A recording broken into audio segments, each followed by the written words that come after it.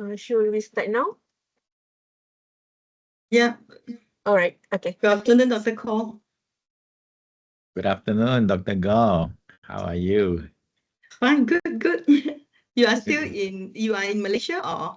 Now in Malaysia, yeah. Now in Malaysia, okay. Still a lot of things to sort out before I go.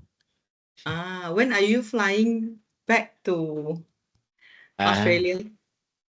September 24th. Maybe you can visit us.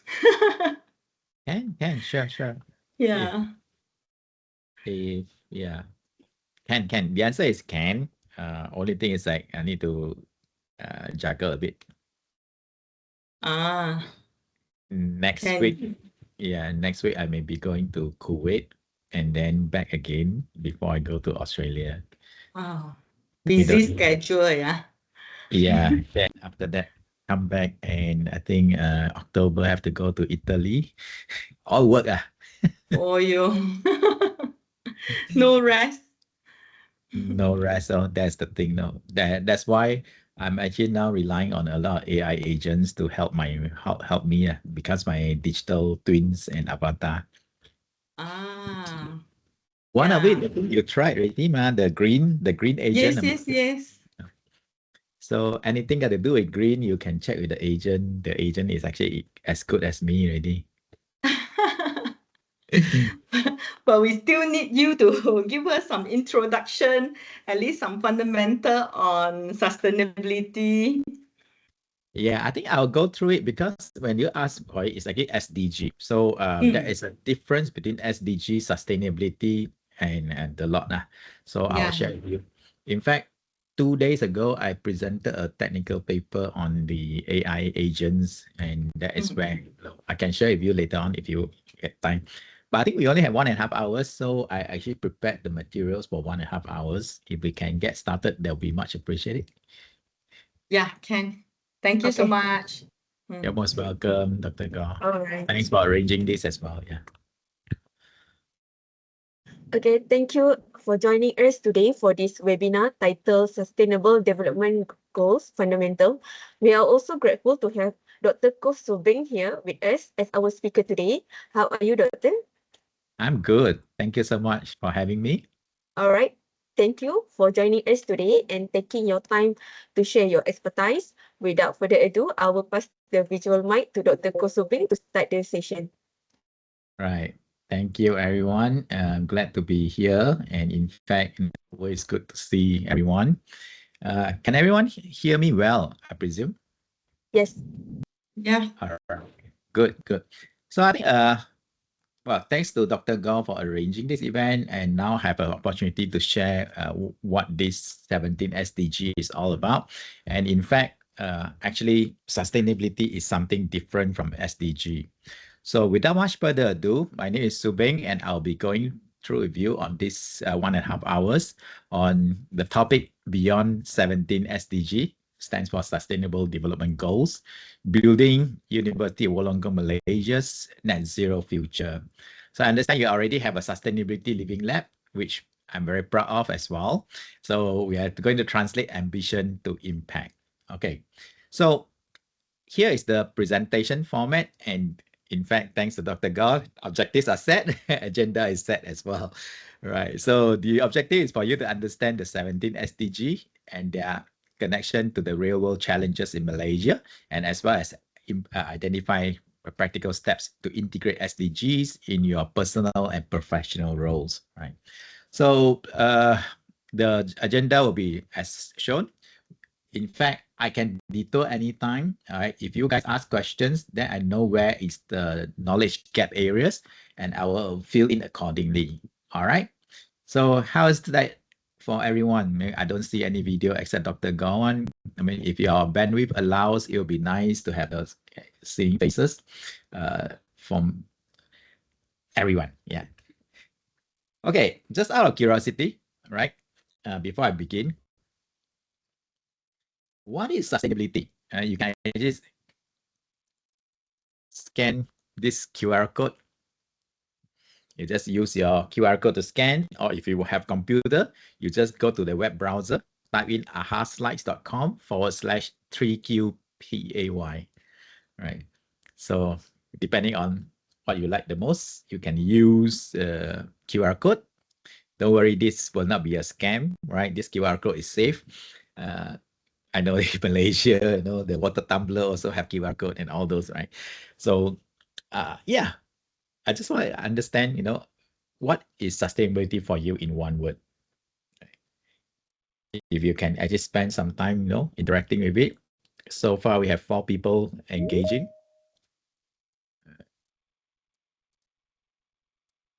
I see some familiar faces as well, right? Hi, Prof. Yap. Hello. Hello, see you again. Yeah, I'm still here. Yeah.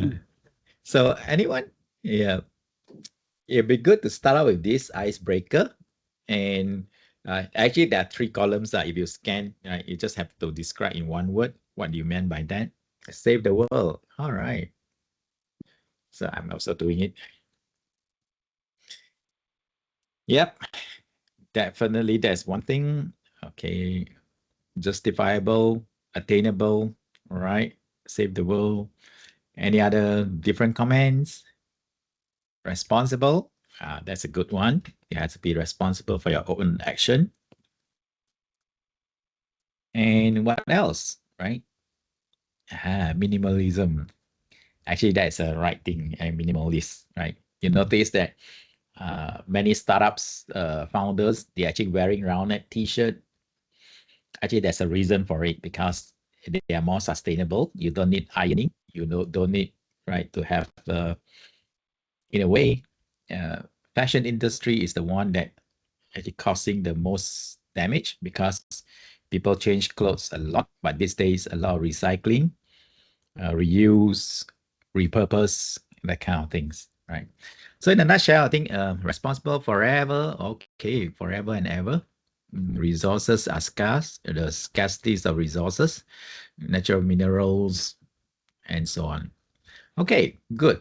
Now, while you guys can do that, as I continue on with the class a little bit, so you can still interact with it while I continue on the lecture, right? Now, actually, I'm sure that many of you have seen this, right? It all started with our planet Earth, right? There are 8 billion of us at the moment, right? 8 billion of us is using a lot of resources, the air we breathe in, the things we use, and we tend to exploit things. And also, you probably notice a lot of extreme weather condition has come on board, right? Climate change is real. It's no longer some kind of like research questions. It has becomes living proof, right? Place that doesn't snow will snow now. Place will have certain places, who may not have heat waves. Suddenly, their heat, they encountered heat waves and so on and so forth, right? But I think in Malaysia, you've probably seen this as well or experienced some of this effect, right? So in a nutshell, a lot of things that we have been talking about that used to be a distant world, today is coming closer to us, right? Now, the thing is actually, once we know this, there are 8 billion of us, what are we doing, right? Lots of diversity and so on. So as a design thinking person, I tend to view it from the perspective of 4 different stakeholders, right? 4 different personas. It can be a government, right? Which is actually the government. That's one. Industry and corporates, companies, right? Because it's the same thing that we are looking at. We are still looking at the same sustainability. We are still looking at the same planet Earth, but viewed from a different lens. So you probably view it from the academia and even you yourself as a community of people. Now, these are some of the pains, right? Political resistance, the pains faced by the government, right? Things that faced by the corporate, like face of the reputation of greenwashing, right? Difficulty track on scope 3 emissions, a very high cost if you transition into low carbon operations now, because not cheap, right? Everything comes back to dollar and cents. And for researchers and academic institution, you maybe think, very limited funding here, right? Difficult to get translating science into the policy or practice and so on. So what you see here is actually four different diverse view. So that's why we look at the same big elephant, but we view from the four different angle. I'm just quoting four for the simplicity, but actually there are more than that, right? So now the question here is actually, how might we achieve the 2050 net zero and sustainability goals? That is one of the things that is hot on the topic. Everyone knows that the planet is actually in need of help. We are doing too much damage to it, but how do we go about and save the planet, right? Save the world, just like some of you have put it, which is actually, let me go back into these particular ones. So you see that this is what you guys have said to me, right? Attainable, integrity, resources, long-term, justifiable, better world, right? Long-lasting value, maintaining, I present the good things, and responsible, right? Thank you for that interaction. So now the question here is like this, and it's because everyone wants to be having a world that's a better, not as what we are currently facing, no pollution, right? And so on, right? This is where world leaders converge, and when you call upon the word world leaders, actually United Nations comes aboard. That's why UN, right?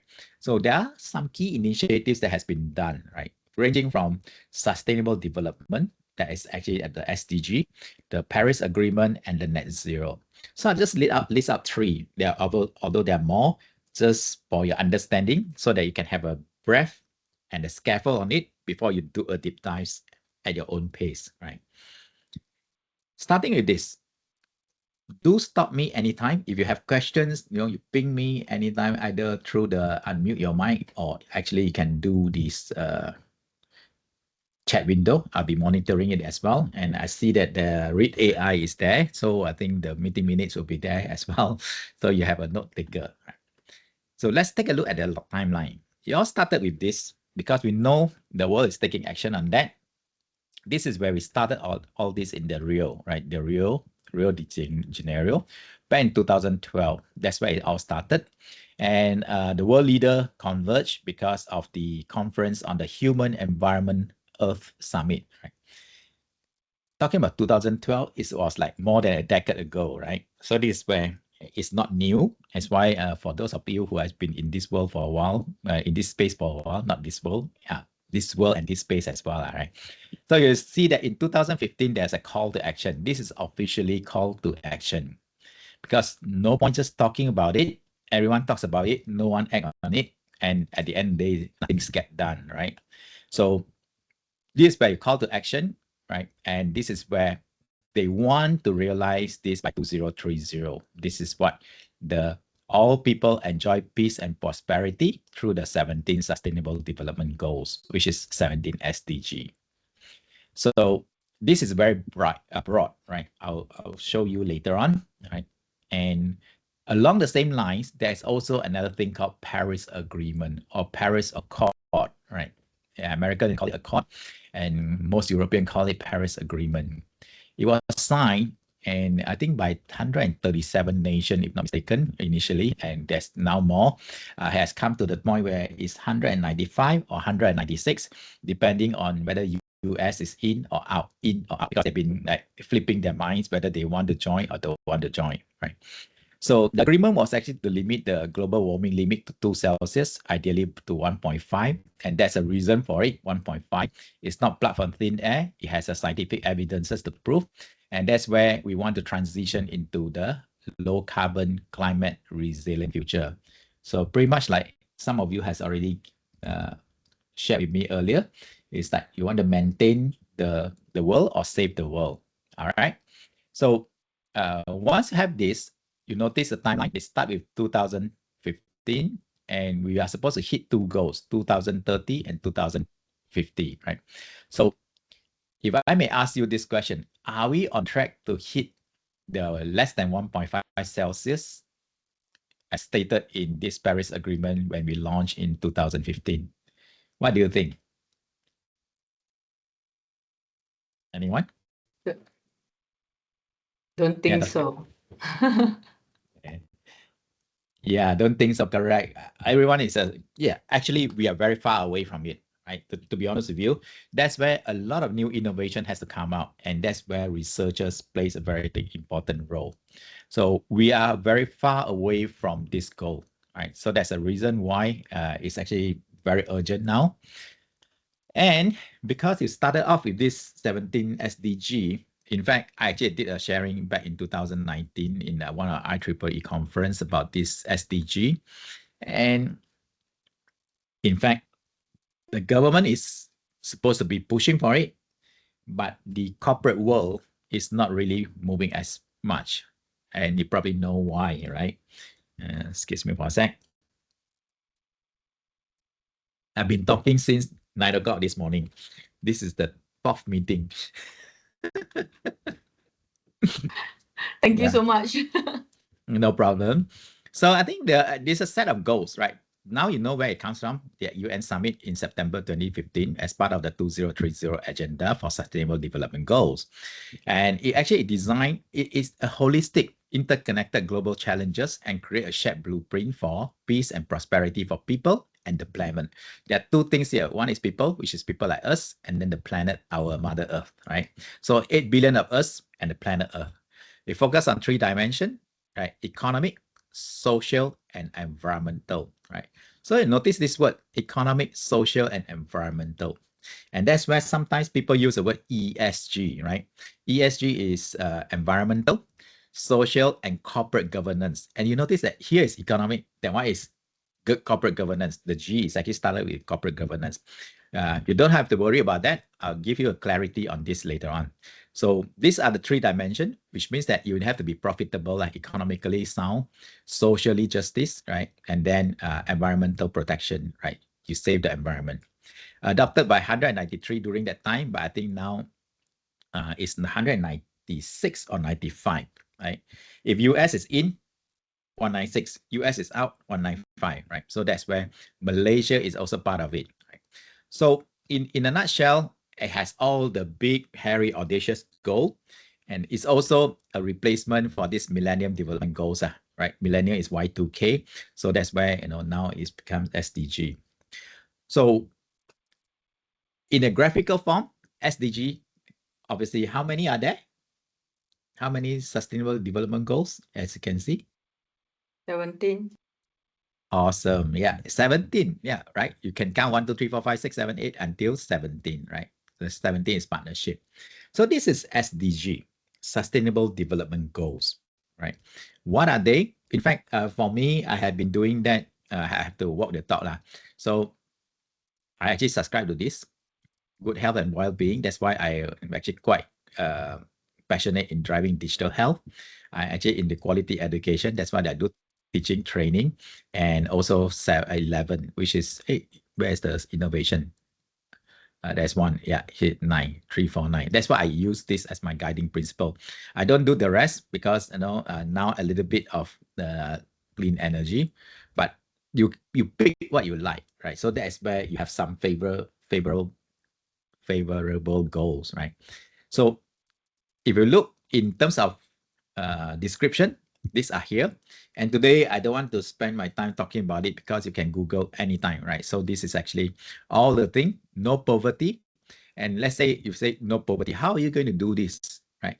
This usually is more along the lines of government, right? Government will end the B40 or poverty, urban poor, and all those. There are some goals, even though it's there, and remember, because this is United Nations, they are holistically, all of us are citizens of the planet. So you have many of these, and some of these may not directly relate to you, right? So land below water, if you not into the marine, you may not, it may not sink gel with you, all right? So knowing this, because I still remember when University of Wollongong launched its campus in Glenmary, your senior leadership team shared the SDG.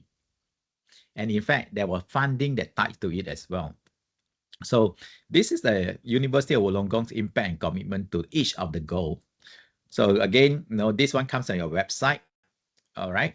So technically speaking, the UOW is already living the SDG goals on how you pepper it along your curriculum, your university campus is entirely depending on the situation and the context. So out of curiosity, how many of you, use or subscribe to any one of the goals? If I may have some sharing.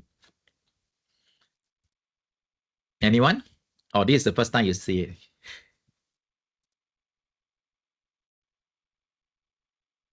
We see this many times, especially in final year project. Yeah, we did ask students to incorporate this one into our final year project, capstone project, and even in our syllabus. So currently, with the change of program standard from EAC, we are to incorporate this SDG in our syllabus as well. Okay. So yeah, the answer is yes. You must actually have some, because this is your organization. You must in Bahasa Malaysia is a Menyahut Seruan your organization. So you are responding to the call for action, right? So thank you for that input, Dr. Gao. Right.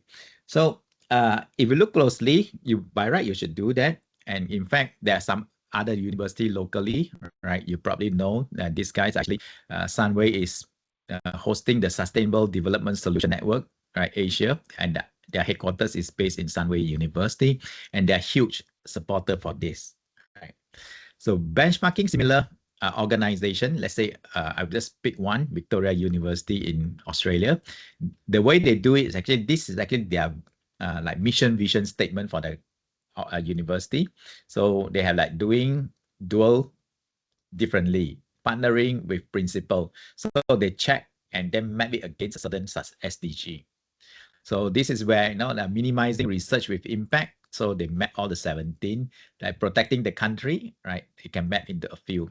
So some organization do it this way, right? So horses for courses, depending on what makes sense to your organization. All right. So far, everyone clear with this SDG? All right. Dr. Robin Tan, you're okay?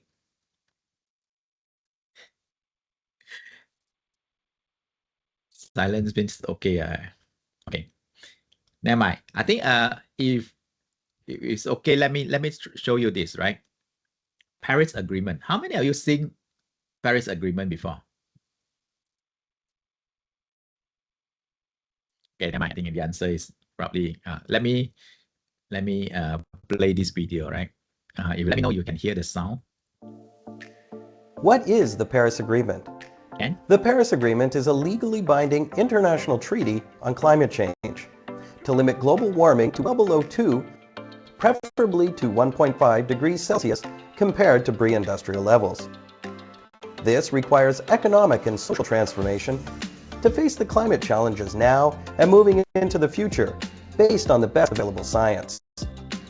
The Paris Agreement works on a 5-year cycle of increasingly ambitious climate action. By 2020, countries communicate their plans known as nationally determined contributions. Countries communicate actions they will take to reduce their greenhouse gas emissions in order to reach the goals of the Paris Agreement. Countries also communicate actions they will take to build resilience to adapt to the impacts of rising temperatures. This may include information on adaptation and finance flows. The Paris Agreement also provides a framework for financial, technical, and capacity building support to those countries who need it. Starting in 2024, countries report transparently on actions taken. Collective progress under the Paris Agreement will be assessed through a global stocktake. This will lead to recommendations for countries to set more ambitious plans in the next round.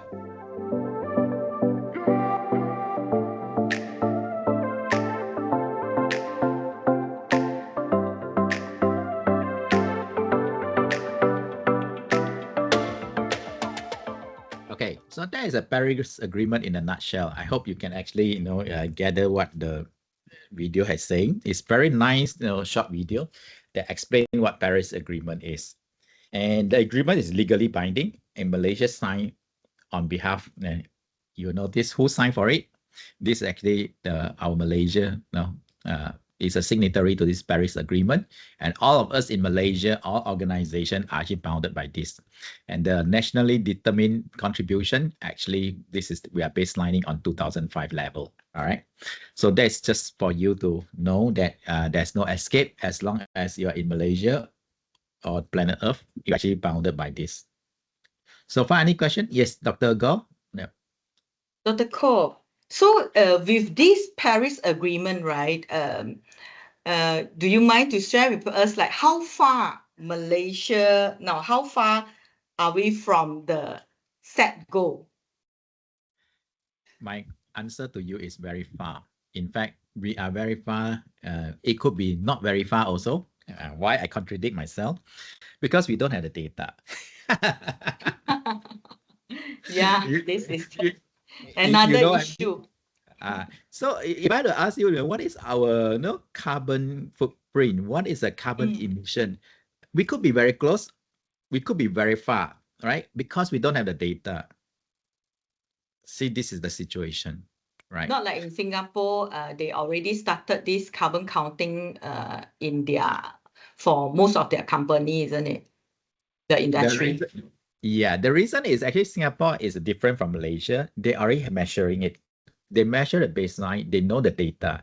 Once you know where you are, then you know how far you need to go, right? Of this net zero. Then you know how much effort you need to do. But the fact that serendipity, you don't know anything is always surprise, right? It's like, I can be very close or I can be very far, right? So we are still finding out, right? That's my answer to you, right? This is my industrial answer to you, right?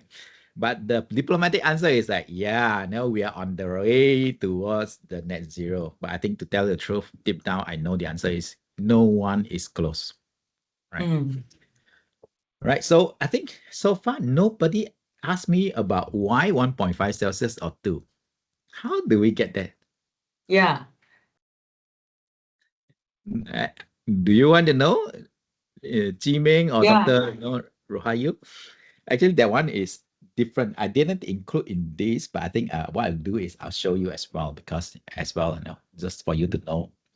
There's a reason for it, because it's all scientifically proven, right? So we didn't plug things from thin air. So this is my other program, right? So now the 1.5 Celsius, right? Okay, maybe I'll show you this video, then you know what it is. Okay, never mind. This one. If we look at here, right? We know this is carbon emission, right? CO2. So now this is where what's the concern about ice-free summers? Because everything start out with the ice-free summer. We always say that they start off with global warming, right? Global warming, but I think to tell the truth, right? CO2 is good. CO2, without the greenhouse gases, Earth, you cannot have inhabitants because it's too cold, either hot or cold. That's the reason why spacecraft, they actually have the aluminum foil type of things, because without the atmosphere, either you're very hot the moment you face the sun, or you're very cold the moment you face away from the sun. And that's the reason why temperature is very, very fluctuating. And the greenhouse effect actually is good initially, because it traps the heat, and then that's where we can actually live comfortably in planet Earth.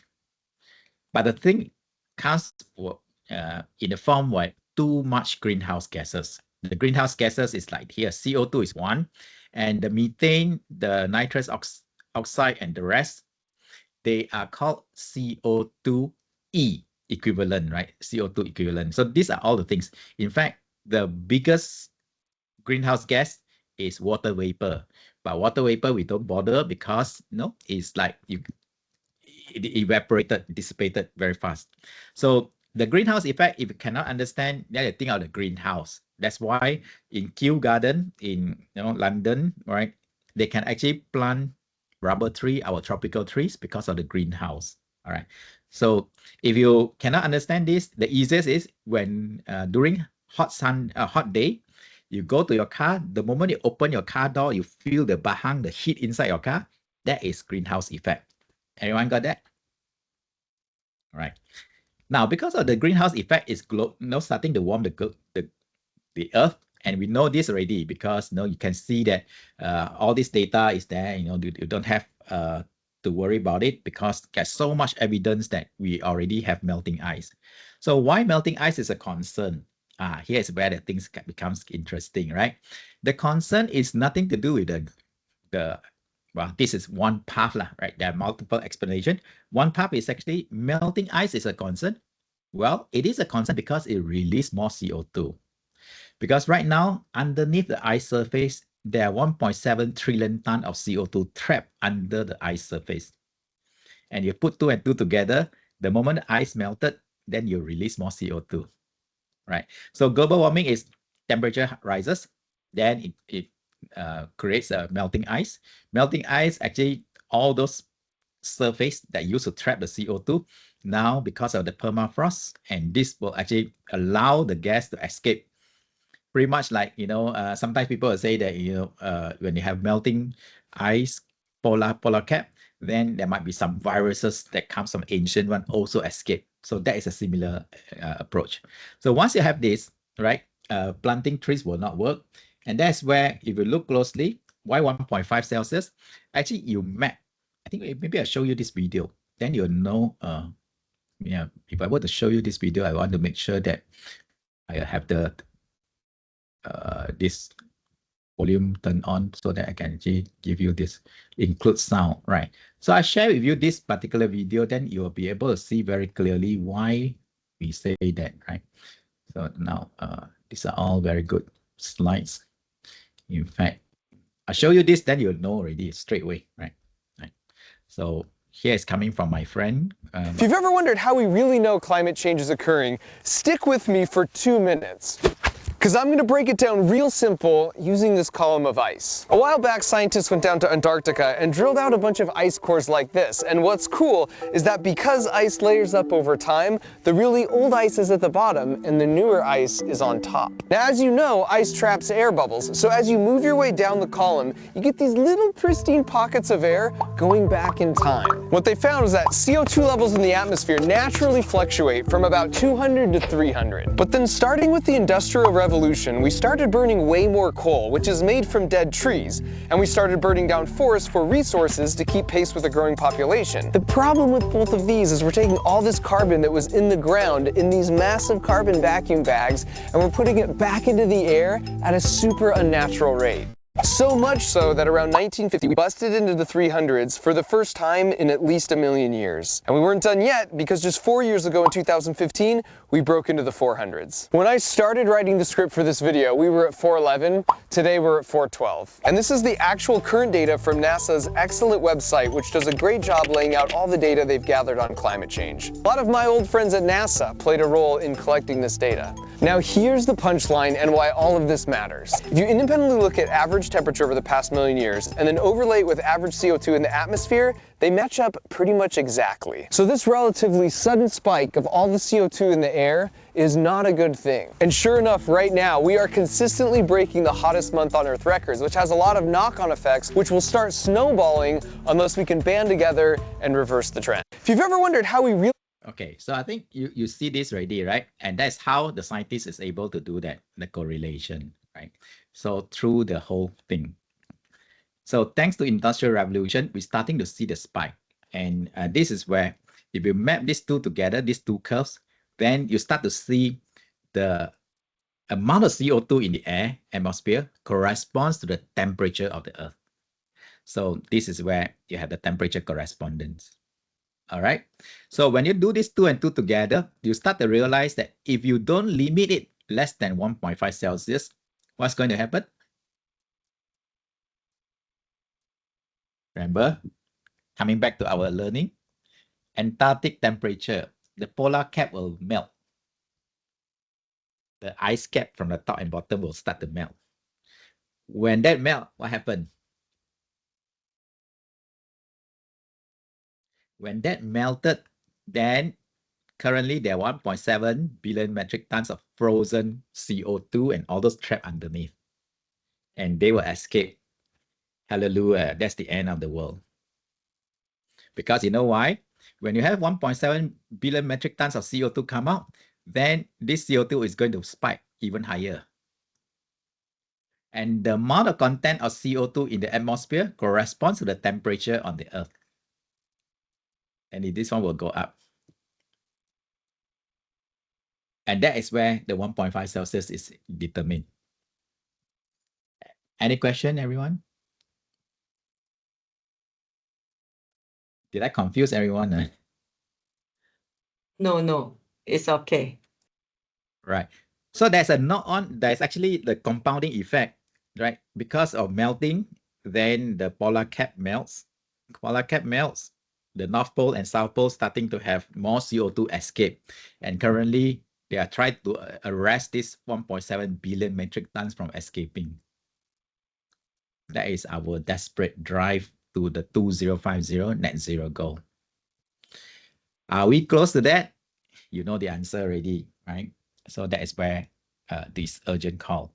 So far, everyone can follow or not?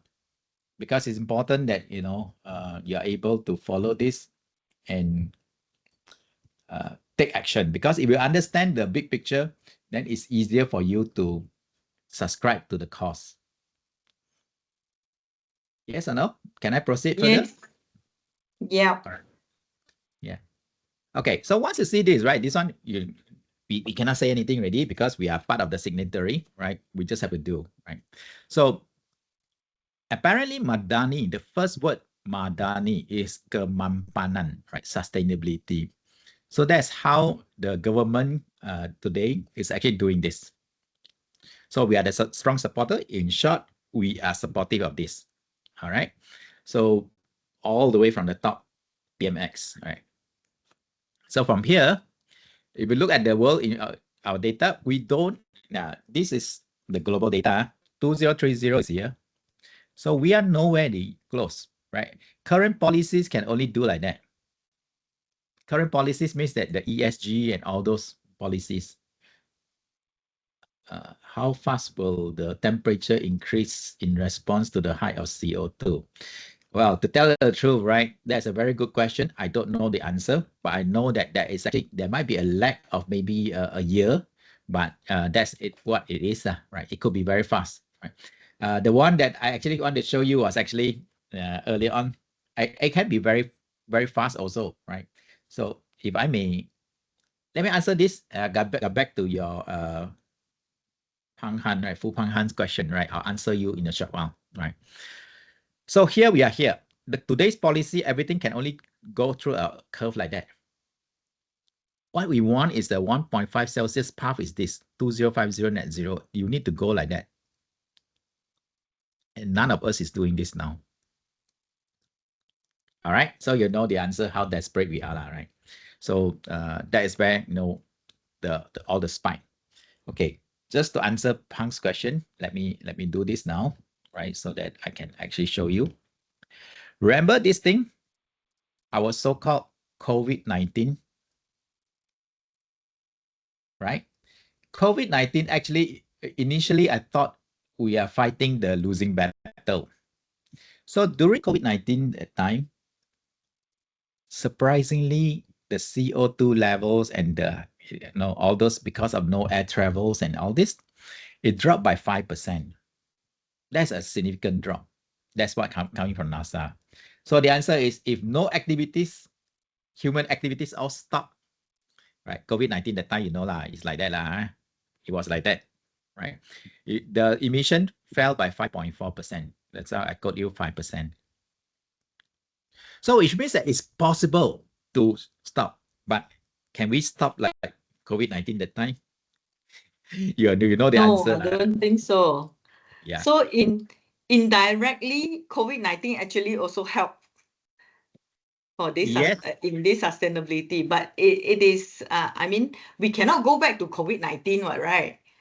Yeah. So I think in summary, the COVID-19 proven things for me, right? It proven things that, you know, the problem of this is actually causes by 8 billion of us, right? And then, you know, the solution is sustainable innovation. And COVID-19 that time, 8 billion of us didn't do much. We stopped all our activities. Therefore, it stops, right? So the thing is, again, Dr. Gao, you're correct. We cannot go back to COVID-19. We have to move, right? So when they have to move, Can we move in the more efficient manner, less polluted manner, right? That kind of things. Okay. Yeah. So Pang, I hope we answer your question. Good question.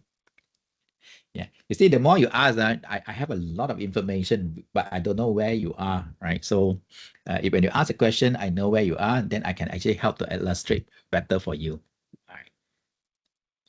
Okay, now going back to here, I think this is actually the usual, motherhood statement. We don't inherit the earth from our ancestor, right? We borrow from our children. So what's going to suffer is next generation, right? So the net zero, this is where Paris Agreement didn't explicitly say that, net zero. The word net zero didn't come out. It actually comes to interpretation, right? Net zero means that whatever you emit, you take it away. So that's all it is, right? So in net zero, now you know the answer already. I don't want to go in and delve deeper. So in a nutshell, what I've just showed you is initially we start off with this particular SDG, right? SDG is very wide. You can't do much except that you say you subscribe to it, right? So once you have this SDG, the one that is more scientifically proven and also have some act tied to it is the Paris Agreement. It's legally binding. The SDG, not much of indicator except providing a blueprint and providing a direction only. All right, everyone with me so far? All right. So now, if I may go back to here, right, I'm going to switch gear now to sustainability, right? So once you see this sustainability, you try to, your 17 SDG is still fresh in your mind. If I may switch gear now to sustainability, and sustainability is another concept, right? It's very broad. It means that it has environmental, got social and economic consideration on everything you do, right? So our friend in the World Economic Forum, I think this particular World Commission on Environment and Development, he defined it as development that meets the needs of the present without compromising the ability of future generations to meet their own needs. So a lot of jargon, but let's unpack this, right? So when you unpack this, sustainability is a broad concept that covers first environmental, social is the people around it, right? No poverty and all those may come in, and the economic considerations. If there is no economic consideration, nothing moves because the whole world must have GDP, gross domestic product, and the income, and so on and so forth. And therefore, economic consideration is key, right? So sometimes known as the three Ps, the planet, people, and profit. And you can see that I can see the relation. Planet is environment, people is social, profit is economic. Everyone can see that, right? So that's where we start to have more and more deeper understanding, right? The trick is actually for you to maintain a balance of health of natural system, the nature, and ensuring that social equity and well-being while you promote economic prosperity. So sometimes when you go and do like some development in Malaysia, when you develop something, then you break the nature, right? You deforestation, right? So those are the things that you try to avoid. It is a framework for decision making and also involves a long-term perspective so that you can have a holistic approach to addressing the sustainability challenges. Now, if you understand this so far, is everyone okay for the, because I'm going to switch to another slide, but before I do that, I know that that may cause you confusion if you don't understand up till now. Okay. Okay, all right. Now, in the next slide, here is where typically in Malaysia, the common buzzword that you see in today's environment, sustainability, sustainable innovation, sustainability-oriented innovation, the ESG, the EES, the SDGs, the three Ps, the net zero, the Paris Agreement, the carbon footprint on carbon neutral products. It can be an organization product, organization carbon footprint. It can be product level carbon footprint. So these are the things that has been throwing around. Anyone care to explain what these are?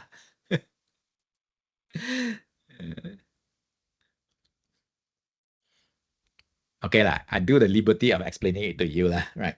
So I think let's unpack this.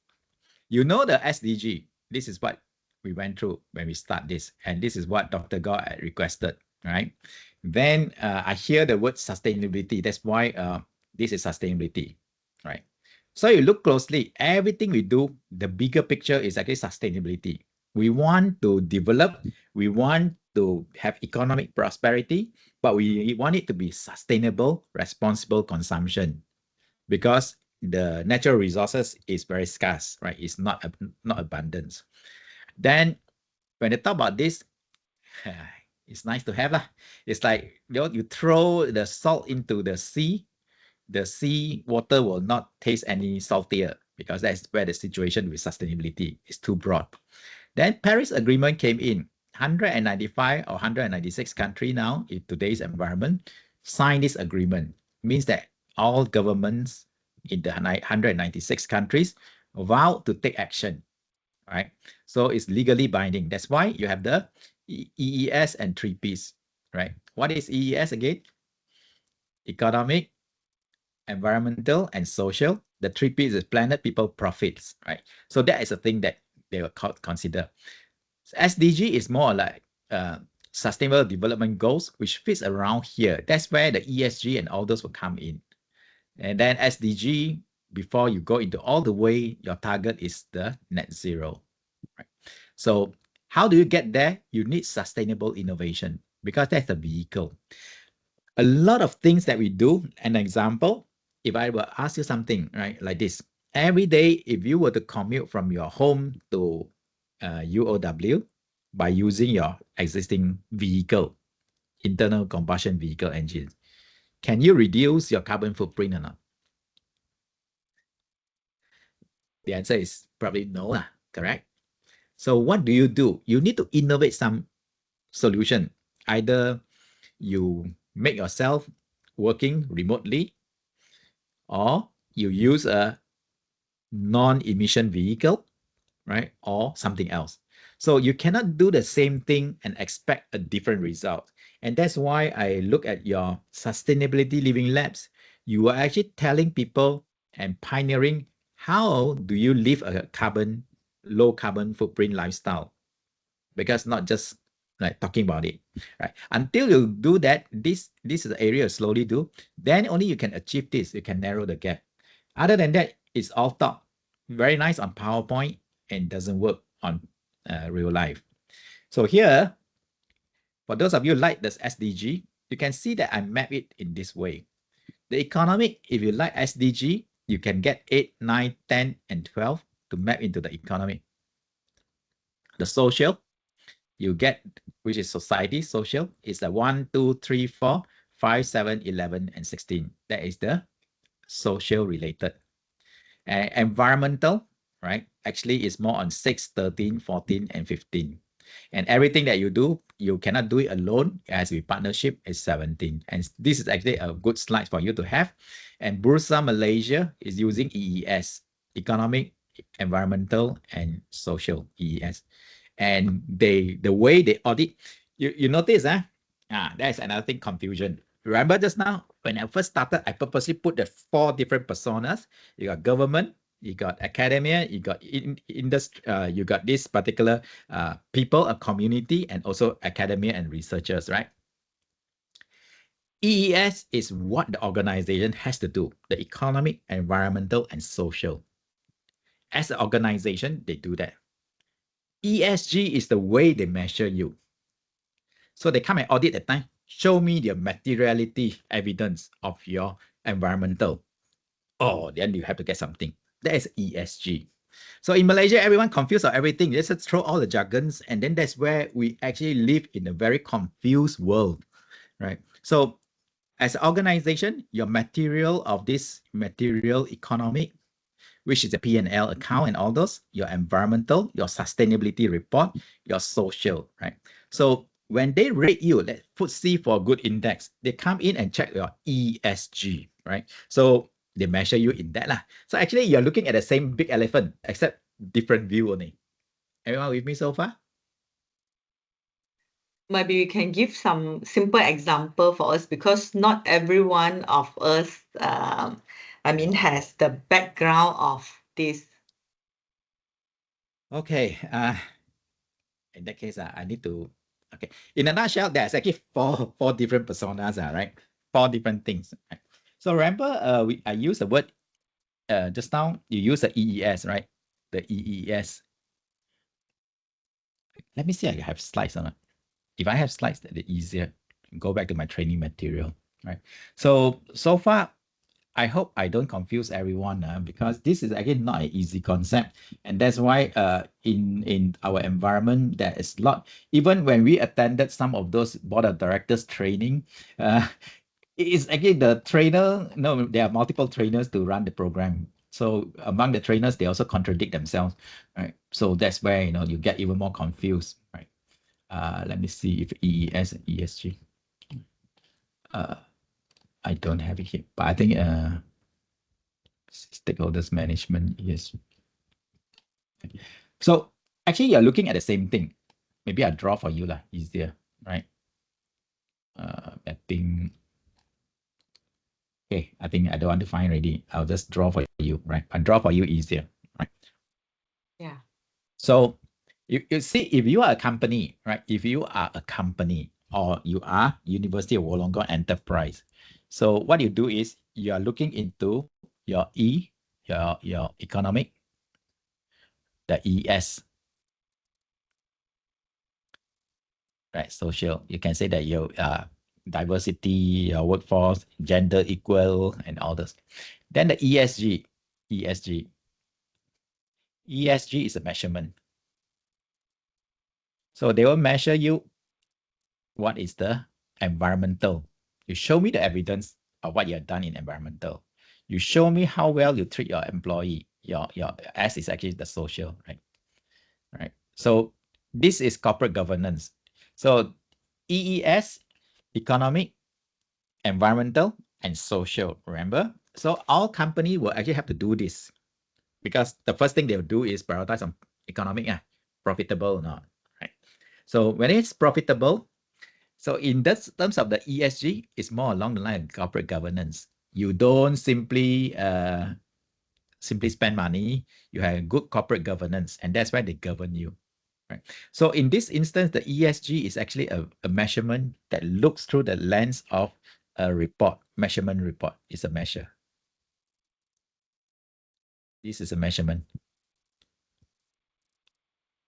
They measure you, and then the EES is what you practice. You practice EES, nobody knows you're doing EES. Your economic, environmental, and social, you do. An example will be your activity tracker, right? Your body health vital signs, right? How do you measure that you are good? We use BMI, we use weight, right? What else? Those are the indicators. So ESG is something that you use as an indicator to measure how good this company is compared to another company. So the ESG rating here, ESG rating there. So that is actually but for the company, let's say for the company, they just do the EES. But now, as you notice, many people are very smart. Rather than just do the EES, they just do whatever that is required in the ESG as a criteria, and then they work the reverse. Right? So let's say on the activity tracker, if you know that you measure your body BMI, or you want to make sure that you work on your BMI because that will move the needle. If you know that is the measurement is actually weight, then you will just work on the weight, right? But actually, if you go the other direction, is that you have to live healthily by exercising well, by sleeping well, and so on and so forth. Does it make sense now, everyone? Yep. So All this right. is a Bursa requirement to for company to report on ESG yearly, is it? Yes, actually, this is actually, if you look at this is some of the Bursa thingy, right? So we actually have to, for public listed company, let's say you just go into any one of them, right? So that's again, you see, now actually it's a different, how to say that, persona, just now you saw there are a few personas that I put in. So let's say you like which one? Maxis, or okay, Petronas, okay, Maxis, let's say Maxis, annual report, right? Okay, annual report 2024, right? Example, right? You just do like that. So annual report, actually in annual report, they actually have this, all this thing, full annual report, right?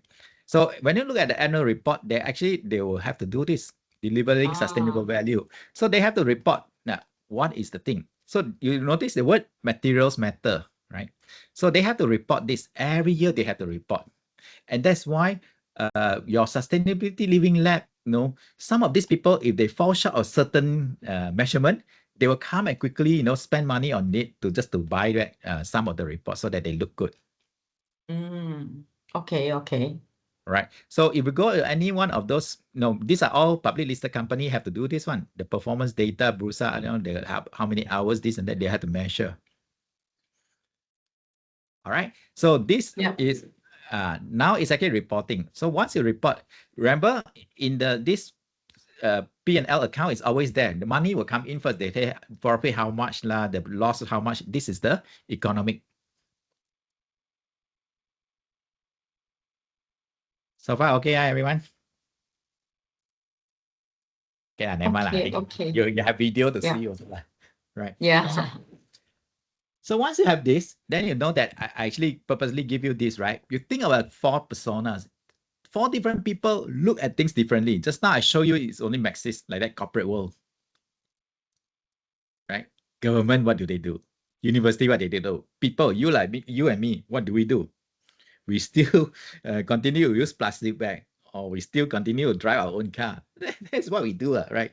I mean, unless there is a compelling reason for you to save money and all those, right? So this is something that why it's so difficult, all right?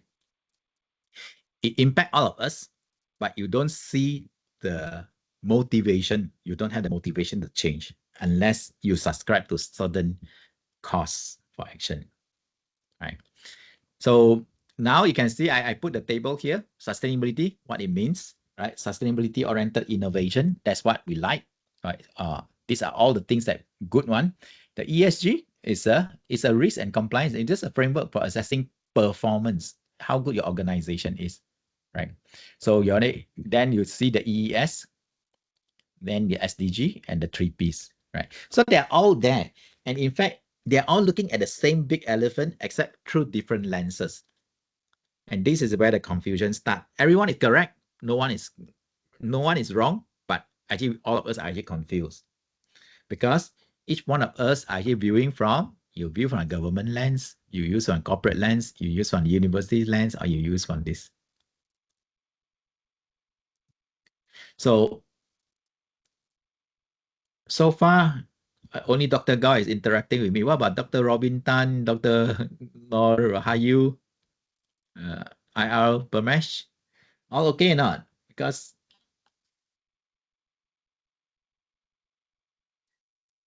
I like it. Dr. Robin Tan one, EES is actually study, then the other one exam. Good. That's a good one to do it. Good way of doing it. Yeah. So here's a trick. If your student is work the other way, right? Malaysians are very creative. They go and see the exam questions first. Then they do ESG only. You know what I mean, Dr. Robin? If I know what your exam question is, I can work the reverse. So I know that there are some students in Malaysia, they actually just study the exam past year question only. Yeah, I understand. It's like exam-oriented study, so it lost the meaning already. Correct, yeah. Correct. But I hope that everyone can see this. Actually, it's the same thing, but all of us look at through our different lens. All right. It took me quite a while because I'm also sitting in this. So I have opportunity to see multiple issues, right? And the same thing. Now, when it comes to here, for the corporate, they are so afraid of the risk. The risk is actually, they call it greenwashing, right? Greenwashing actually is a word called, not so nice word, is a environmental fraud. It's a fraud cases. You don't have that, but you pretend that you have it. So the nicer word is called greenwashing lah, right?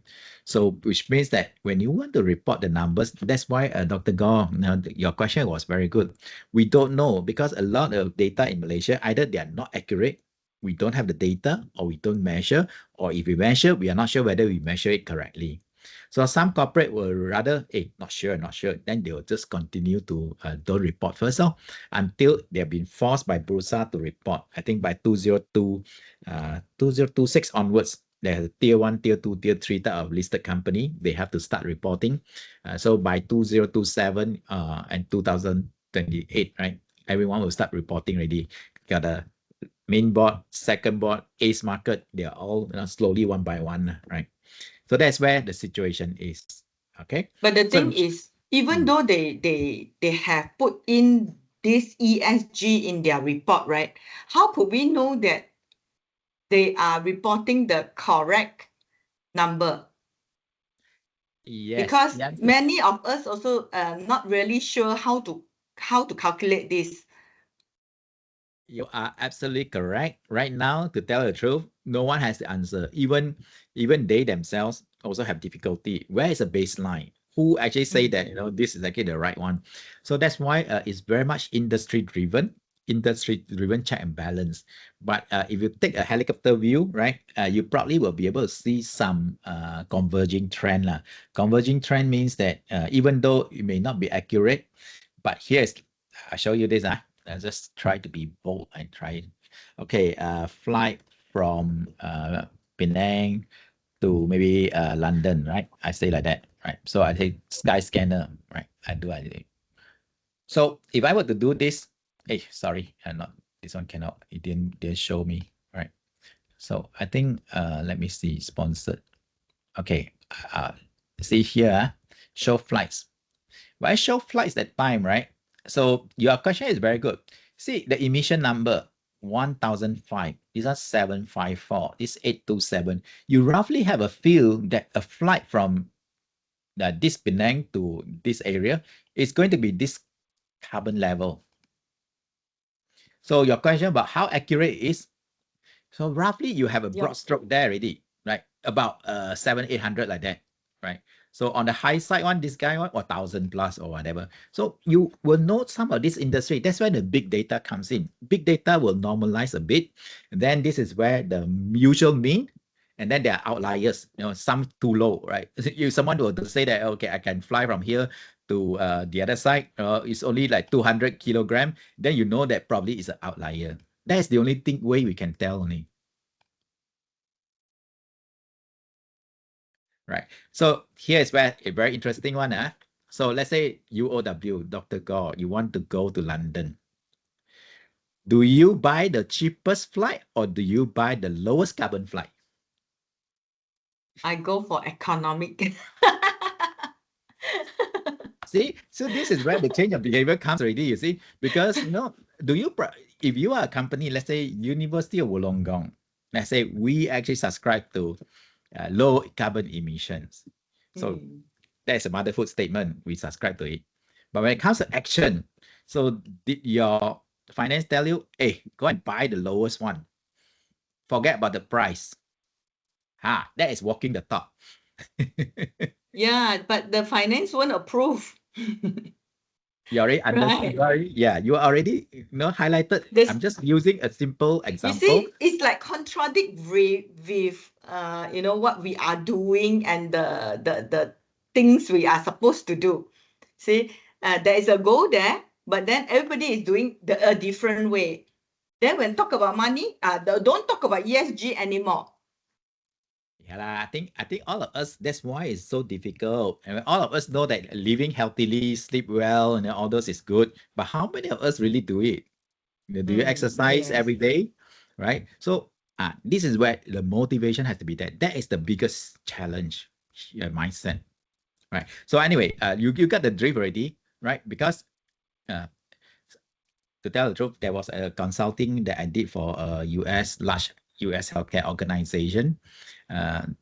They actually prioritize the carbon emission. All right. Yeah. So for example, some of the company when they need to export, their product to Europe, there is the carbon counting calculation that they have to put into consideration, right? Yes. You see, why this thing happen now and it works, they consider, is because they have carbon tax. So anything that exceeded certain carbon threshold, they have to pay taxes on it. And that is what European CBAM is for, the Carbon Border Adjustment Mechanism, the ESRS, and so on and so forth. Right.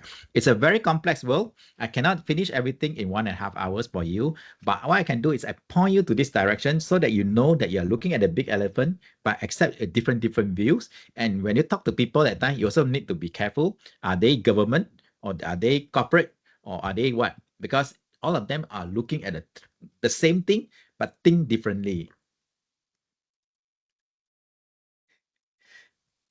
Does it make sense to everyone in this call? Because I know that I was told that you guys are actually professors and lecturers. Dr. Abdul Alaziz, you're okay?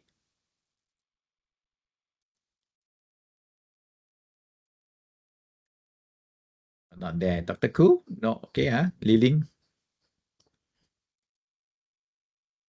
Yeah. Okay, I think so right now, I hope I clarify things for you rather than confusing you more. But I think it's very much needed. And the biggest motivation currently is about, for us, most of us are actually prioritizing in terms of cost savings, right? That kind of things. And that's why in a lot of this sustainability drive, this is where I actually can share with you. Many of them are actually involving in this particular energy related area, because if the Naga National bill is getting higher and higher, you have some solar, it saves you some money, and that is where you probably will prioritize, right? So this is where, now I will show you one example here, right? So this is, you can do a baseline of where your organization is, University of Wollongong, right? You know where your baseline of carbon footprint. Then you can actually say, okay, because you need a sustainability oriented innovation, you put solar panel. So when you put solar panel, it should, after you're implementing it, your carbon footprint lower a bit. Correct? So you lower a bit. Then what do? Then you do another project, LED lighting or whatever, it reduce further. And you do another project, waste to resource, right? I mean, it can be parallel, but I think just for the sake of discussion, I can show you. So you continue to do that. When you continue to do that, green mobility, it continue to come down, right? So that's where ideally we want to go on 2050 at the almost going to be towards the net zero, right? So this is where the not so easy part, right? So if you heard of an index called FTSE for Good Index, that's where it rank an organization, how good the organization is. And I remember I have some friends this year, their FTSE for Good Index was very good because they installed solar. So they bump down, they come down. Next year, no more solar. No more solar, then they cannot reduce. Then the next year index not so good already. So it's like yo-yo, right? So for those people embarking on the sustainability journey, you must have a roadmap on how you are going to arrive in 2050. All right.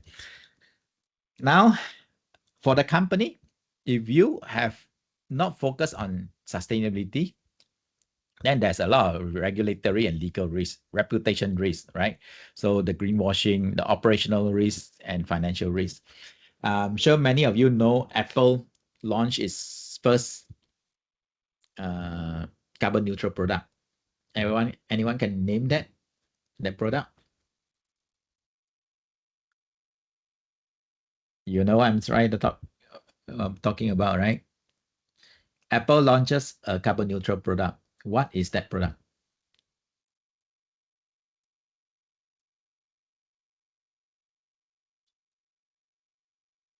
No idea. You can chat. You can Google. Not aware. All right. So Apple 2030. no, Apple already launched, right? This is the Yeah. product. This is Series 9. I'm not talking about the Mac latest series. Mini. Look No, like this is Apple actually Watch. the Apple Watch. Because they had to Mm. start small, He will make Yeah. me a lot of parts how to get carbon neutral so fast. Yes. Not that easy. So they start out with this, right? So this is the first carbon neutral product by Apple. And Tim Cook actually tell tell everyone now, right? This 2023, by the way, right? That all Apple product is going to be carbon neutral by 2030. So in line with that, Apple suppliers has been receiving some notification that show me your net zero plan and carbon neutral. So Apple is smart. That's one thing. You notice they use the word carbon neutral and not net zero. And you know what that means? The difference between the two? Anyone? One is carbon neutral, CO2 only, right? And the other one is net zero. Net zero means that all the nitro oxides and all those type of hydrofluorocarbons all has to be neutral. So that one is even more difficult. So carbon neutral only CO2 lah, and that's why they are smart. No? you understand what I mean, everyone? There's a difference between the two also, net zero and carbon neutral. You guys with me? Okay. Yeah. If you understand that, I think those are the things. That's why, if you look at the market, the whole marketplace is so crowded until we confuse ourselves, right? And for those of you who didn't get it, I think I'll give you the answer also, because this is important for you to see, right? Carbon neutral versus the other one, right? So this is where, if it's carbon neutral, you only take care of the 76% of the greenhouse gases only. If it's a total net zero, all these things carbon CO2 equivalent also have to be there. So this is where the difficult part are this, right? I have a client say, hey, Tarok, I still use WD-40. Net zero, I cannot use WD-40 already. What is the replacement for WD-40? So the answer is, why do you want to set net zero goal? Why don't you follow Apple, carbon neutral? But you said already, too much, too bad lah. I think that one. Is it You up to us to set, or we have to follow certain rules set by government, The thing or is actually individual company can set? yes, individual company can set your own goal.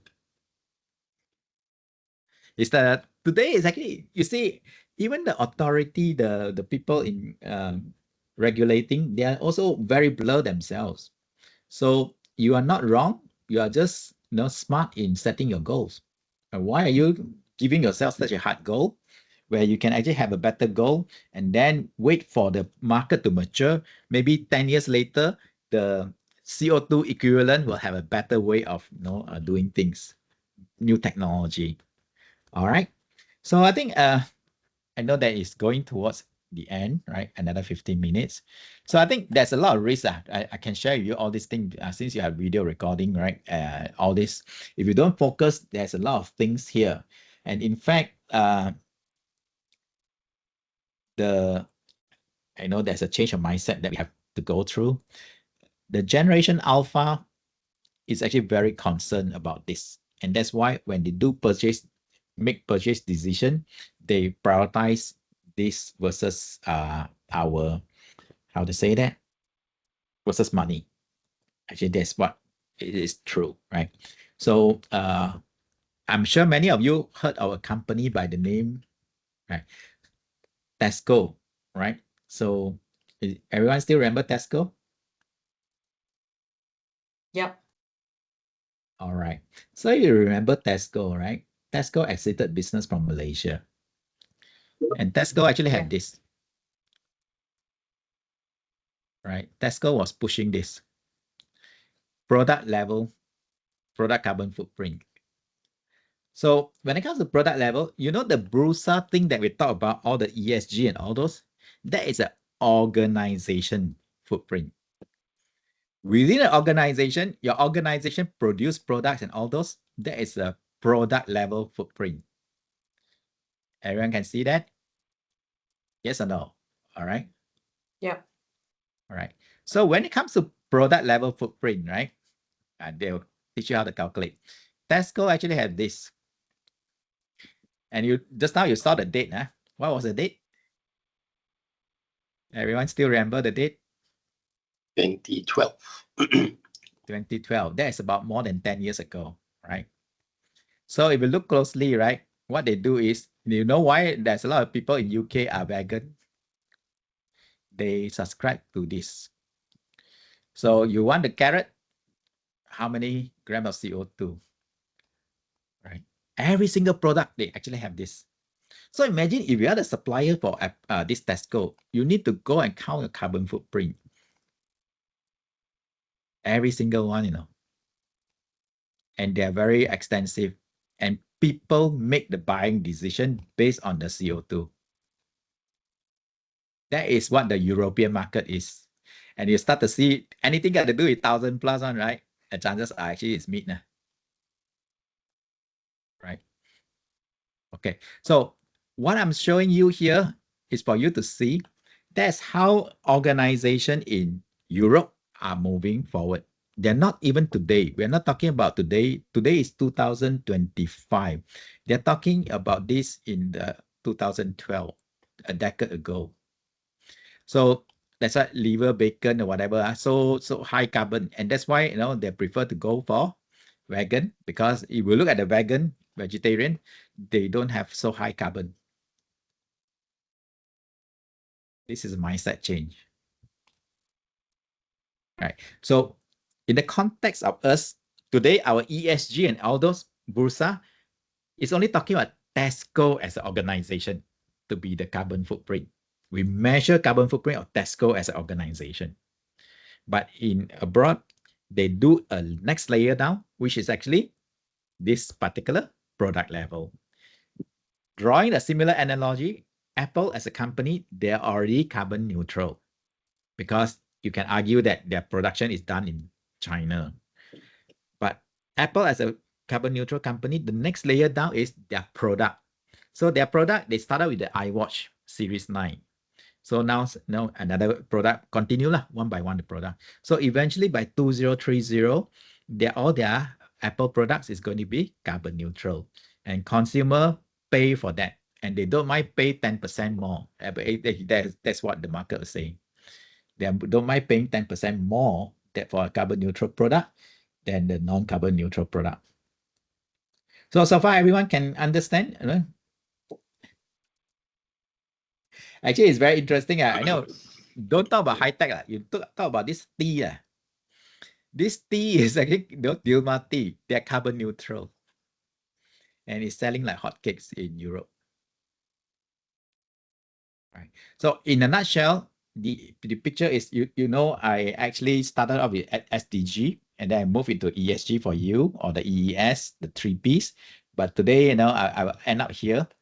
There is a lot of buzzword being thrown around in Malaysia, but you have to be careful on who are you talking to and what is their background, because the different personas view the same thing, view the same elephant, but from the different lenses, right? So here is one snapshot of sustainability standards. There's actually quite a lot, to be honest with you, because I held the EMS in Penang and all those. You see, this is a standard organization level one. Organization level means that, you know, Tesco as a company, Apple as a company, right? That is a layer, right? Maxis as a company. So there's a product level, which you saw the product level one. But here's another thing. This is how people measure the GRI, you know, all this TCFD. This is financial, right? Yeah, there are ISO 14064. There's many, right? ISO 14064-13-4. That's that whole series. I'll show you, right? Very good question. Carbon neutral products is ISO 14067, if not mistaken. Right. Okay, now you look at here. This is the organization level. So in financial world, you want to do investment on this company. You want to buy share. So you see FTSE Russell, Dow Jones Index. These are all the ratings. And usually it's in the form of ESG, right? Plus some of this financial framework. Then the next layer is actually product level. Product level is interesting already. If you are a solar panel producer, then solar have their own standard. If you are in building one, your building have their own standards, multiple standards. If you are in actually the transportation vehicle, and that's why if you add all these things together, right, there are easily more than 2,000 standards. Because every single industry, every single area, apart from, because what you see is the organization level, right? So the question that someone asked, I think Pramesh is asking, right? Very good one. I'll show you how things are, because that's why I created the agent for you guys, Ma. You still remember, Dr. Go? Yeah, yeah. The green agent, right? Actually, I have a green agent. Yeah. So that green agent itself should be quite good, right? In terms of helping you, right? So that's why I have this. Not design thinking. I think it's actually more on the green. Where is the green? Okay, the green, right? So this is actually a green agent, right? I have this green agent. So I think what is ISO 14067? What is ISO 14067, for example? Sorry. So ISO 14067 is a product level carbon footprint. See, carbon footprint of products. So ISO 14064-1, 2, 3. So this should be organization level. Now we can see the difference between the two, right? So that's the organization. I copy this for you guys are feeling generous today, So this is actually a green agent, right? So you can ask a lot of questions, and then this is actually representing me because I know that I only have 5 minutes before we call off. So you can actually go and have a look, right? So this is how you can actually hop on board, right? So in a nutshell, I hope that answer your questions. And in fact, I'm glad that it all started with SDG, because SDG, depending on who you talk to. If you talk to the government, they will play the SDG. But I think in corporate world, I think they're less, because they're more on getting money, getting corporate governance, that kind of thing. So ESG will be better. So a lot of popular frameworks, the GRI framework, right, the SASB, but all these things are also evolving. I must qualify myself, right? Evolving means that they are also changing, they're also merging, they're also transforming. And that's why it makes it quite difficult. And sometimes I'll show you this particular one, right? GRI, CDP, IRC, SASB, TCFD. And you notice, this is ESG. They have measure. GRI will measure ESG. CDP will measure E and G only. IIRC, ESG. So some of them will not do all, right? So which standard do you go for? Right. So this is a typical question that my client asked me. My answer is very simple. Whatever your paying customer is asking for. You know what I mean? If your customer is asking you to comply to a certain standard, and you don't comply to that, you don't have a business. So and this is where it's very challenging now, because some of the EMS, they have many customers, and every customers are different. So in a nutshell, this is what I have for you for this particular sharing. I mean, maybe I'll just stop here. This towards the end. I'll stop here for the Q&A, or if you have time, I think I actually have a quiz for you. But I think up to us what we want to do, right? So let me pause here for a Q&A first. Any questions that you'd like to ask me? So far, is this session beneficial for you or not? Because that's the most important one. Yes. So, Dr. Khoh, I mean, for professional development, right?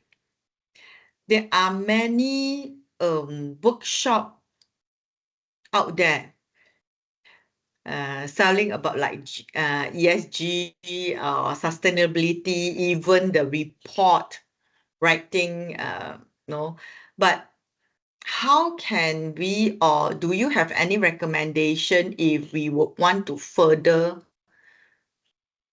to understand this about this topic? Yeah, very good question. In fact, Dr. Gao, in fact, right, I will ask the question, the purpose, why, and what are you trying to understand? Because you need to understand the scope. The scope is so wide. So what are you hoping to get? What is the motivation for you? Of course, as an educator, we would like to know more. Like today, we know how to differentiate ESG, ES, and SDG, right? But I can see that many workshop out there. And then is there any government's requirement so that eventually when we come back, we can actually bring awareness to our society here, and also might be some training could be able to give to, might be our internal or external party. Yeah. Oh, I think you need to start off with, because as you may notice, you already have sustainability living labs. Yeah. Right. So that is a good start. So in sustainability living labs, what do you try to do now? I hope you can see in the whole carbon emission, low carbon footprint, there are two layers also. The first layer is your organization layer. The second layer is the product that your organization produces. So just now, I think you need to understand this, right? So once you understand this, that's where our next question is, any certification needed to certify for carbon neutral products? Yeah. The answer is yes, there is. And currently Cerim is doing it, right? So ISO 14067, you need to know that that is actually 14067, right? And if you go and do that, that's where you will see Cerim will actually help you to do that, right? So then you go into Cerim and understand the training. You take the training. If you want to go into product level carbon footprint, you understand what I mean? Yeah. Let me show you. I didn't share. Sorry, I beg your pardon. I thought I shared already. Okay, now I share, right? So everyone can see the screen. So this is actually carbon level for product footprint. See, when you do a carbon level product footprint, you cannot talk about ESG already because you are not in the ESG era. The realm is different. This is you zoom into the product level carbon footprint. You understand what I mean, Dr. Gore? Yes. So this is where your sustainability living labs can do this also. You can actually get some product, let's say e-scooter or whatever that you have, right? You want to certify the carbon footprint and you go for that. And you have people like maybe one or two of your professors, very good in product level carbon footprint. Ah, okay. Right, so that's one area, right? So the second one is actually maybe Dr. Yap. He wants to be a consultant to help organization create their organization, measure their carbon footprint, scope 1, scope 2, scope 3. That's the organization level. Like KK Tan is actually organization level footprint. So in the organization, they will look at your electricity consumption, your the chiller and all those. It's only organization, nothing to do with products. Okay, understand. So means that if let's say we would want to send our staff for training, we have to go for different levels, cover different things. Correct. Absolutely correct. And that's why it's very confusing. And all those consultants, actually, they are not like me. I tell you everything. They will earn your money first. I send more training. Yeah. Basically, they will give a more general, like blanket to cover everything, but not in very specific, like until we can go for, we can provide training to others or we can do the calculations. Yeah, I think you need to know where your point is, because here is actually I'm a trainee, right? This is actually a training I attended, right? So you see, this is actually a mandatory training that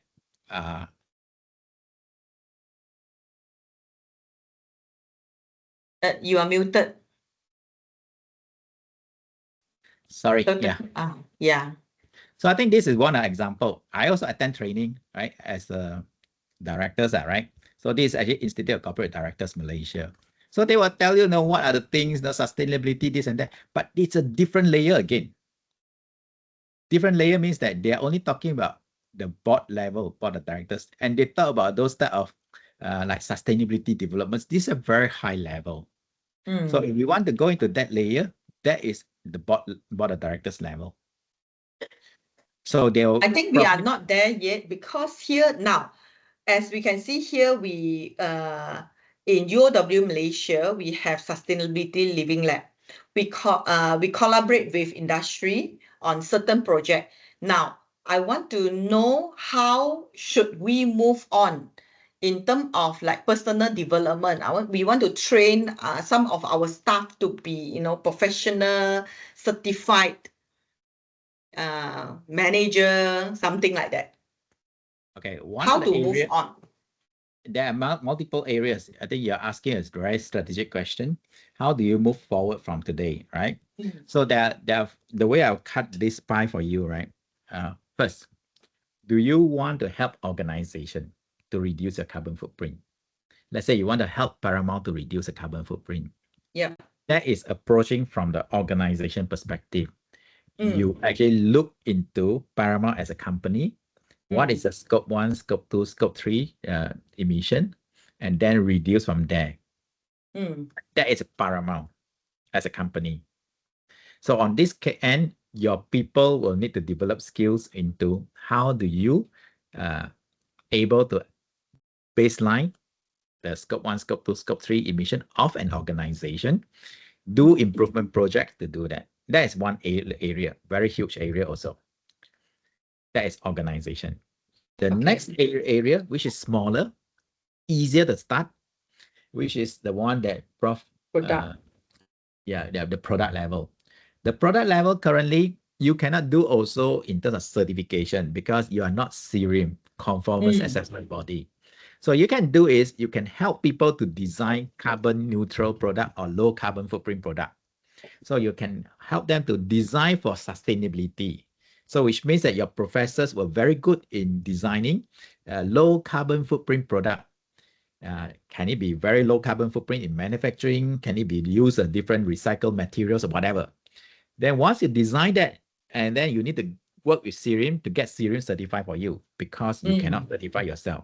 Yeah. So on that role, your professors will be more on, I can help you design for a low carbon footprint product, but I cannot certify you. You need to go into CIRIM to get yourself certified. So you work hand in hand. So this is a two extreme, right? So another one is actually more along the lines of you target on sustainability related technology, whether it's going to be energy efficient, renewable energy generated energy, right? So in that case, it can be a solar, it can be, zero emission vehicles, those type of research. So that why you need that? Because those company, remember the first one, the company, the big corporate conglomerate like Paramount, if they want to, they finally calculated their baseline already, then they see, shoo, my carbon number is so high.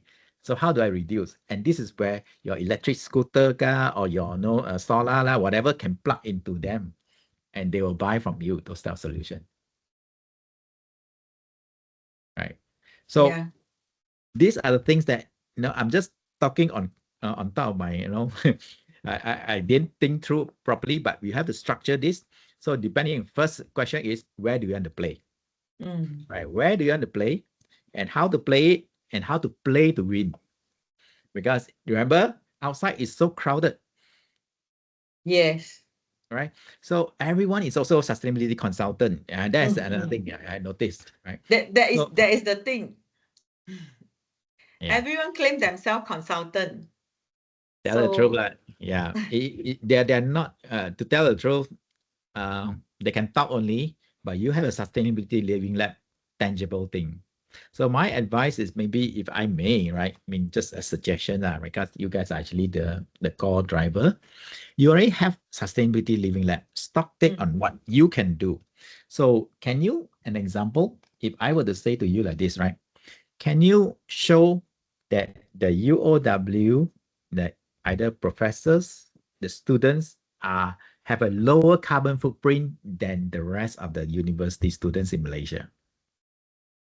Okay. If you can do that, you need to start collect data, right? Then you showcase this is how we live our life minimalist, because I saw some of those information that come back. Because I actually can align to what you gave me as an input. So once you give me an input on that, minimalist lifestyle. In fact, there is actually a big follow-up or following on this minimalist lifestyle. You know that? Minimalist means that, you wear the same clothes, you wear a lot of things. Your wardrobe is actually very limited, but that is where simplicity is the ultimate sophistication, right? So you have this minimalist here, right? So you need to have zoom yourself into here, because now I think in this room, I think we have like quite a number of people, and I understand that most of you are actually, or all of you are actually staff and professors. You can work together as a team because you have the answer among you. It's just a matter of you collaborate. And one of the area about the sustainability is that if you don't collaborate, there's no way you can come up with a solution. Yeah. That is how bad it is now, the situation. First, you change your mindset. Second, you need to change your mindset so that you can collaborate together. And I know getting smart people to work together is not that easy. So I think Dr. Yap will pull a bit of white hair later. Yeah. So I hope this session is useful for everyone, because watching CO numbers when you're booking tickets. Right. Yeah, I think, to be honest with you, right, that's where everyone knows we need to change, but we continue to enjoy our current lifestyle. And what is the motivation for us to change? So if you can actually I'm actually looking into what you already have.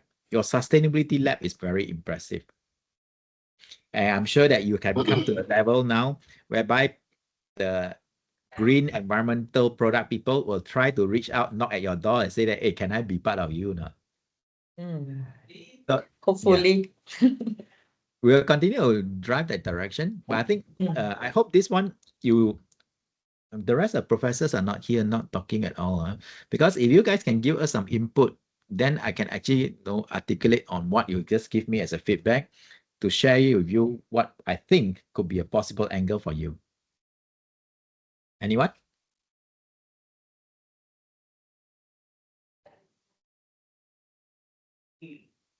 From the chat. VROX. Is that VTROX or VROX? What VROX is? I don't understand the... Should be V-Trucks good. I don't know. Yeah, can get someone help clarify that? That's a good input. Yeah, I think maybe the first thing is actually you get small projects going. Let's say maybe energy reduction, because to tell the truth, right? Until the day comes whereby we can prioritize the CO2 numbers versus the actual pricing of the air ticket. Most of companies are also like that they are not going to invest on expensive renewable energy. But if you tell them that this technology can save you the Naga bill of X amount of percent, they will listen. So maybe you go for that, then you pay for, people will pay for that service. The fortunate or unfortunate part of today's world is still that we are still our decision makers in most corporate companies, the CFOs and all those are still prioritizing the dollar and cents versus the environmental. Right. So it's contradictory. You see the CEO say one thing, then they act on another way. They'll tell you ESG sustainability is very important, but they choose to have a cheaper one that is actually polluting. So we cannot go and become a policeman, but what we can do is we go with the flow, and hopefully your research and all those will, slowly, right, and surely will be able to make an impact. So in summary, I think I hope I have given you the appreciation of what SDG is. It's a start. And what is the personal thing? In fact, actually, I have a quiz here, right? If you have, I think you have some time, I can actually let you play with this, right? This one will conclude the whole presentation, right? If you want, right? So this is actually a quiz. Right, you've done this already. I think I skipped this. Right. Now there are actually 17 questions. You just have to do like that. I'll do a start, you scan in, and then I'll get you.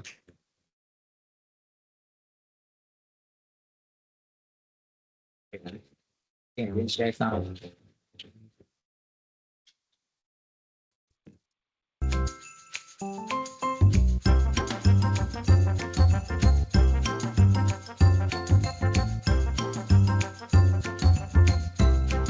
Mana scan mana?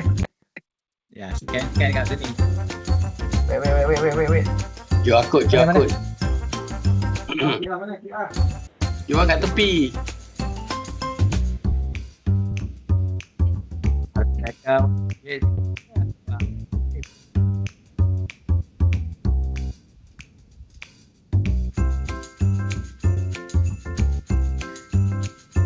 Hah? Dah, aku dah masuk ah. Tu, nama kau ada dah. Okey. Scan.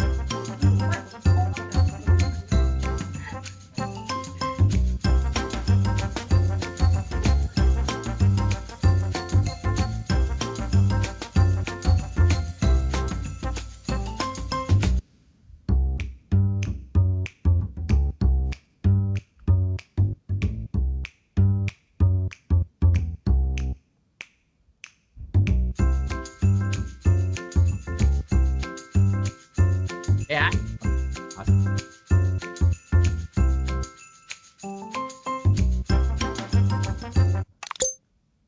So this is whatever that you have studied before, right?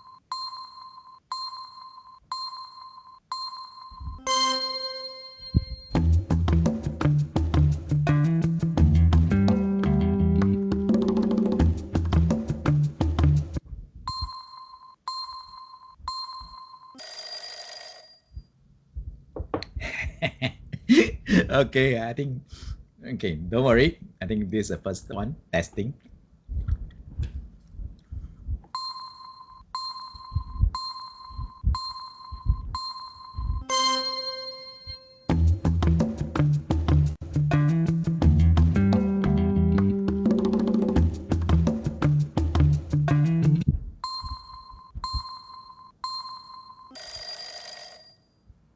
Yeah, 2050 is the correct one. Paris Agreement, right? Remember that all of us are signing.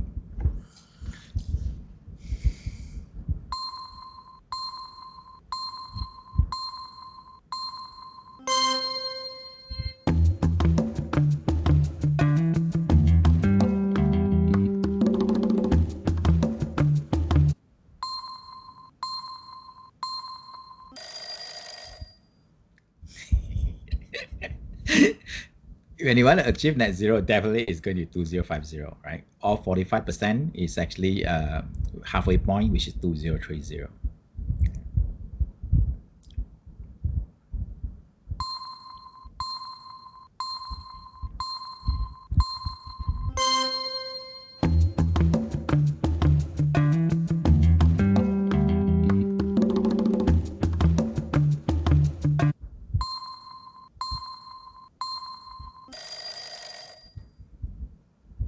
Awesome, getting better already.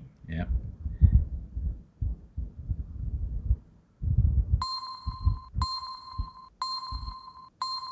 You probably know.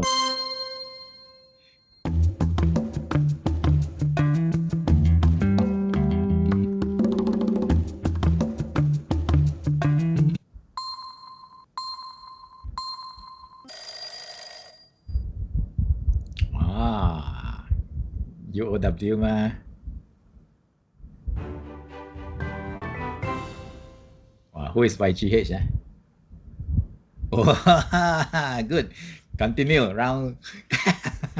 Kau jangan biar atau finish already.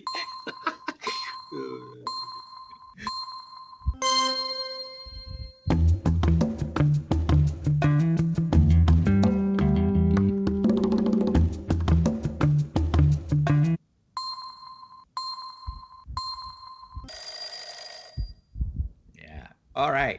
See, there are two answers to that. That's correct. Yep.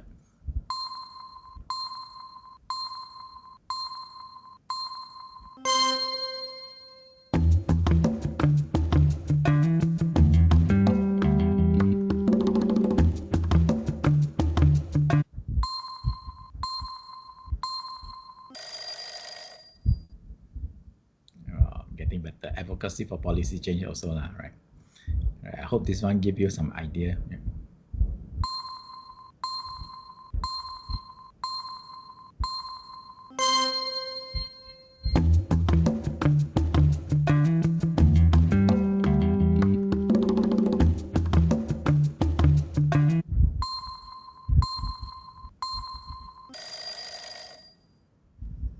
Yeah, everyone start to get it.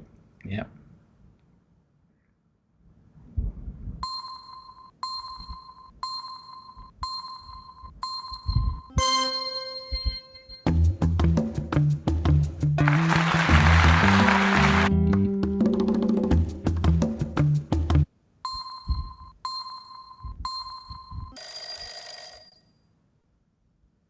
All right. So I think you can do that in your sustainability living lab also, recycling.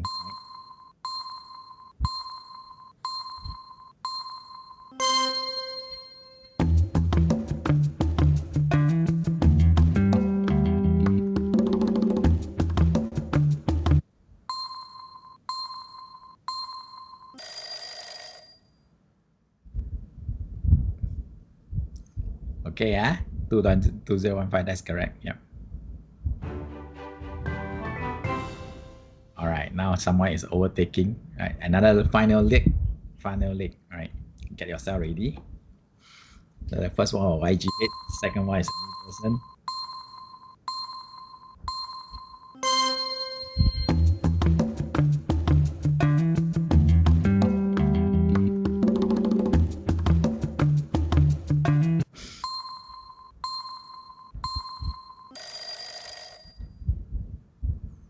Yeah, just the same question to you, but someone needs to get it wrong. You don't answer faster, you get more marks one, even though both of you have the same answer.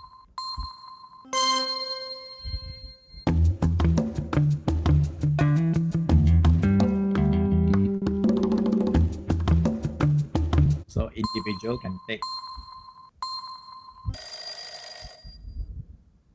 Yeah, these two. And most of you actually have this correct, but I think the other two also can, right? You know why you support the local? Because you don't have to transport so many goods. Right? If everything local is the best.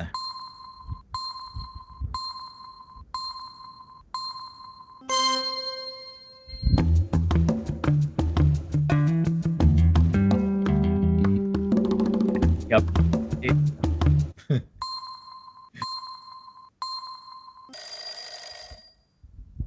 Yeah, do this, and do this. Yeah. Good.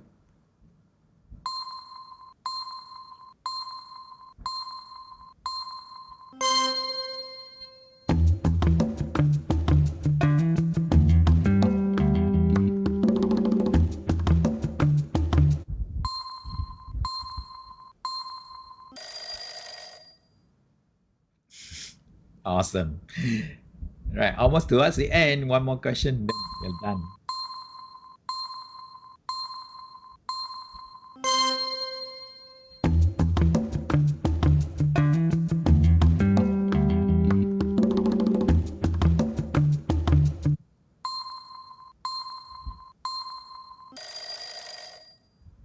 Yep, that's correct. Just to add on to this, right? When they emitted, people like us who breathe out CO2, that not counted. This is more on the machine and all those that we man-made one. The natural one, the dog, the cat, the human being breathe out one, don't count, not counted. All right.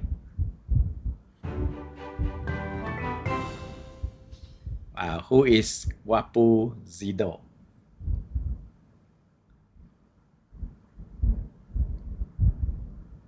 No one. Nobody wants to recognize himself, herself. 我不知道。Who is that? 我不知道 I think 我不知道。Amares. Amares. Okay, Amanesh. Good, good. So I think I hope this session allow you to have an appreciation of what these things are. But important thing is actually I already point you to the direction, and with the agent and AI, you should be able to do a deeper dive yourself already, right? If you need more help and more, how to say that, discussion, I'm happy to host another session for you lah. But I think I expect more interaction, because the more question you ask, the better it is for me to understand where is the area of confusion. Otherwise, I am running blind, just like driving a car without a speedometer. Okay, so any other final question, thoughts?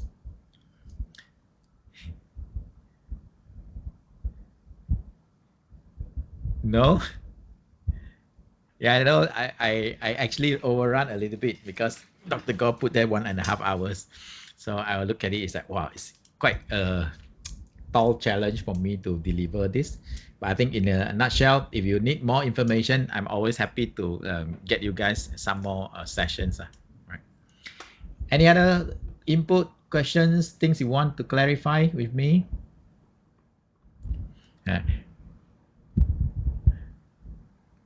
Sure, nothing? All right.